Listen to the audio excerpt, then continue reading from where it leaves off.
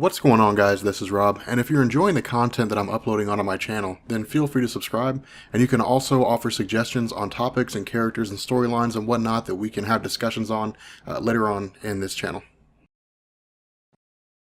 Alright, so getting into Darkseid versus Galactus, this creates kind of a weird situation, and the reason why I say that is when the Marvel versus DC stories were first introduced, when they were first launched with Superman and Spider-Man, we were told that originally these characters just shared a singular universe, that it was not the main DC, the main continuity Superman, it wasn't the main Marvel continuity Spider-Man, they were wholly separate and they share their own different reality. But as time progressed, Marvel and DC had this sort of silent change in the sense that somewhere along the line, it stopped being a shared universe and they were two separate universes. Now again, it was not like it was the main DC universe and the main Marvel universe, it was just a separate DC universe and a separate Marvel universe out there somewhere in the multiverse, and they just started crossing over with one another. But the idea here was that the story, at least, seems to be an instance where maybe it's a shared universe, maybe it's not a shared universe. Again, Marvel and DC don't really answer the question. That answer didn't really come until the Marvel DC crossover, which you'll find down in the description. I have a video to that. But the Marvel DC crossover gave us two different gods, one god for Marvel, one god for DC. They were brothers, something along those lines, and then eventually they merged and formed the Amalgam universe, where it was just a combination of Marvel and DC characters combined into one single character. So like Darkclaw, for example, is Batman, Wolverine. But the idea here is that this really initially, or at least the way John Byrne writes it anyway, it initially picks up with the origin of Apokolips and the origin of New Genesis. That is to say, the planets of Darkseid and Highfather. Now, for the sake of clarity, we're not going to go with the origin as it's presented here. We're going to go with the origin for the New 52, just for the sake of the fact that if,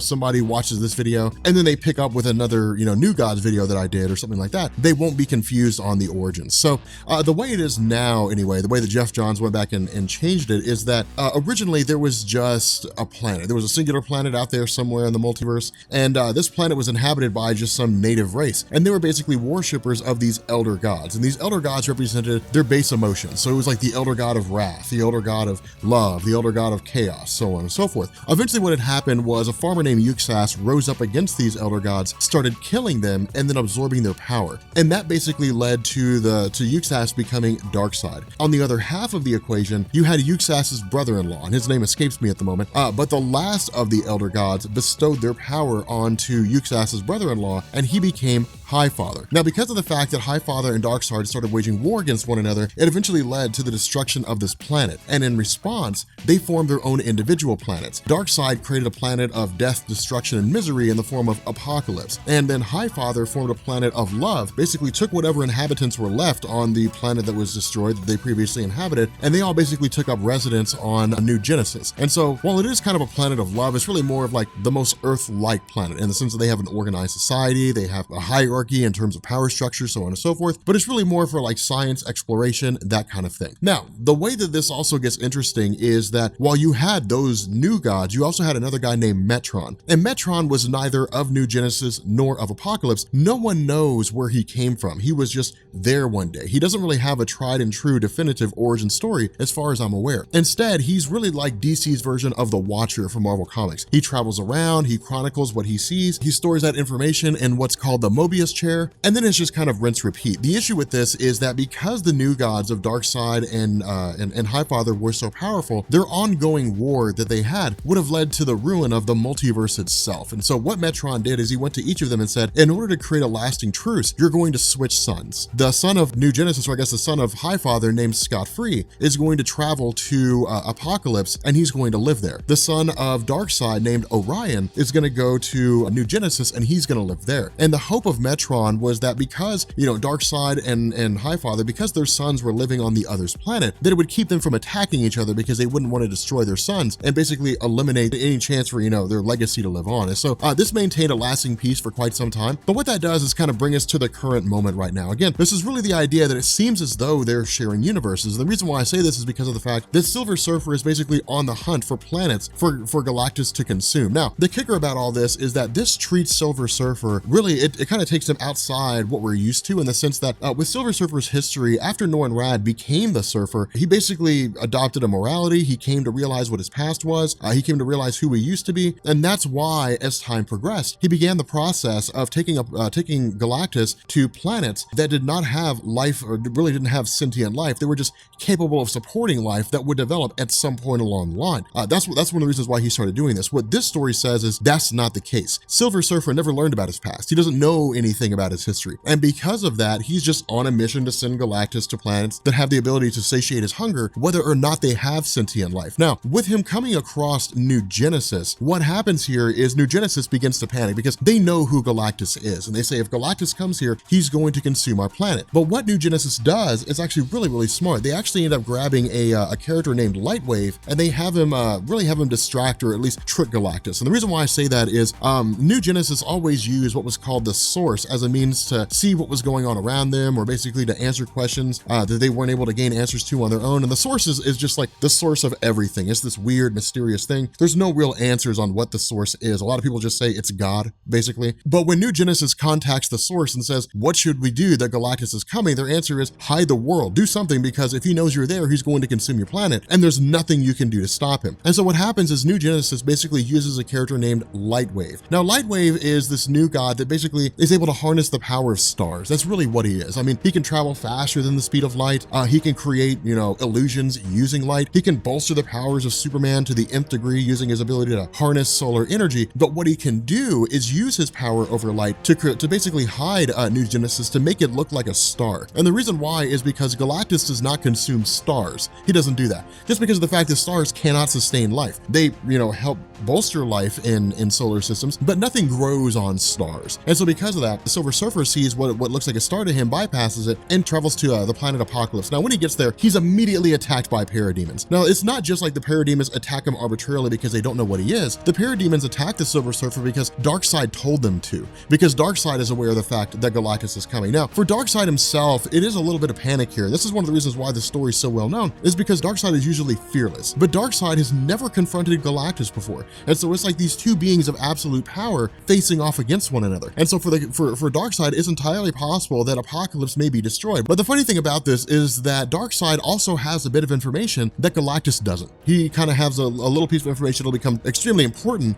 once the story begins to wrap up. But with regards to Galactus showing up here, of course, as he always does, the first thing is just begin the process of landing on Apokolips and building his world-devouring machine. Now, the funny thing about this is that, really, Darkseid takes every ounce of technology, every bit of the planet Apokolips that he controls, and throws it against Galactus. I mean, he has his own servants, the citizens of his own planet go against Galactus, and every last one of them are totally obliterated. In addition to this, it's really just the idea of the parademons facing off against Silver Surfer. They're all being defeated left and right, but eventually we also have at least what seems to be Orion getting involved. Now, the reason why Orion gets involved in this particular event is twofold. First, because of the fact that basically Darkseid is his father, and Orion follows the Warrior's code. So for him, if there is battle to be had, he will be at that battle.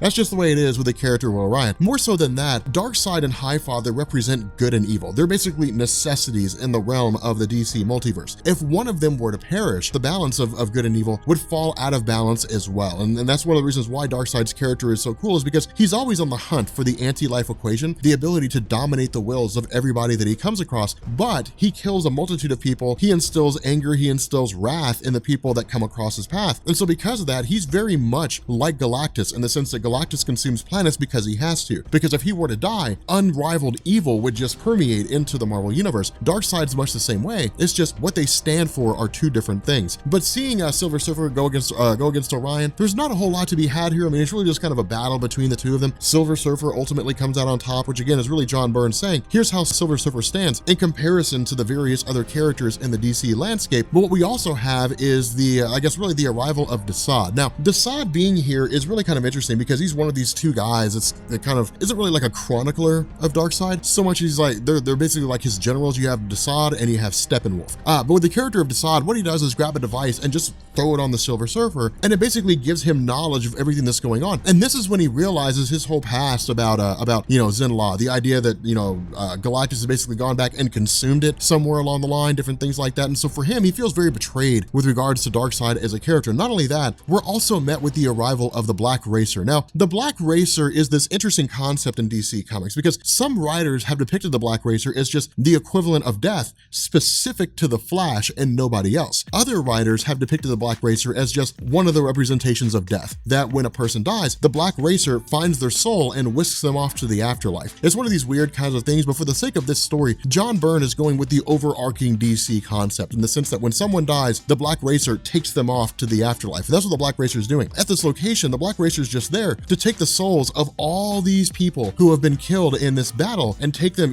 whisk them off to the afterlife. Now, with regards to the Silver Surfer, because of the fact that he's aware of Zenla, because of the fact that he's aware of everything he's sacrificed in order to become the Herald of Galactus, he basically turns on him. He looks at Galactus and says, oh my God, what have I done? Now that I've got morality, now that I know the difference between good and evil, right and wrong, I'm sitting here looking at this and I'm saying I basically became the Herald of Galactus and I've doomed billions of people by taking him to planets. Because keep in mind, prior to this awareness that he has now, he was just a guy following orders. He had no concept of good and evil. He had no concept of right or wrong. For him, it was just Galactus needs to eat, so I'll just take him to this planet so that he can eat. But now the weight of the billions of lives that Galactus has ended by way of consuming planets now rests on his shoulders. And because of that, the Silver Surfer attacks Galactus. Now, of course, in no uncertain terms, the Silver Surfer is obliterated almost immediately, but with a distraction there, Darkseid steps up and Darkseid uses his Omega Beams. Now, this is a huge deal because Darkseid's Omega Beams are virtually unstoppable. I mean, they're almost completely unstoppable. The number of people who have been able to withstand his Omega Beams can be counted on one hand. And so for the most part, it's kind of like, when Darkseid shows up in DC Comics, the Omega Sanction comes out, the beams get blasted on somebody, they're gone. I mean,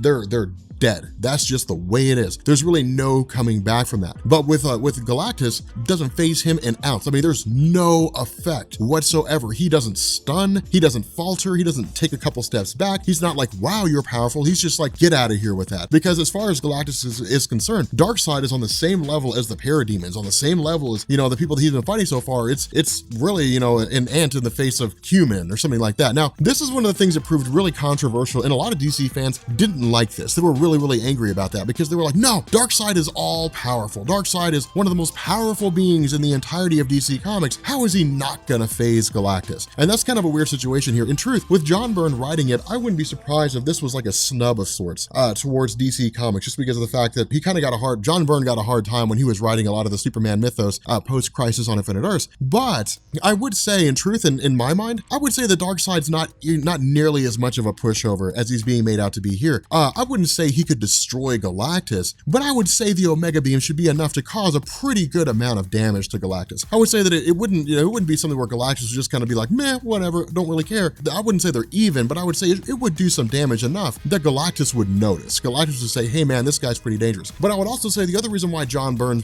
pulls this is because of the fact that Darkseid ultimately wins here. And the reason why is because Apokolips is not a life-sustaining planet. It's not designed for that purpose. There are people who inhabit it there, but the only people who are there are immortals. They're not going to die. They don't really need food, water, different things like that. They can be killed by Darkseid himself. But in terms of the grand scheme of things, Apokolips is not like Earth. It's not like some life-sustaining planet that Galactus can just show up and consume. Now, when Galactus says this, he says, there's no life energy here. There's nothing here. Why didn't you tell me that in the beginning? Why did you send all your people there? Why did you send thousands and thousands of your citizens, against me for me to basically just phase them out of existence using the power cosmic? And, Darkseid says, well, because it's in my nature. Like, I'm a guy that just loves to see death and destruction. I'm about death and destruction. That's what I'm about. That's what I'm here for, And so for Darkseid, he also says, I just wanted you to know that you basically wasted your time here.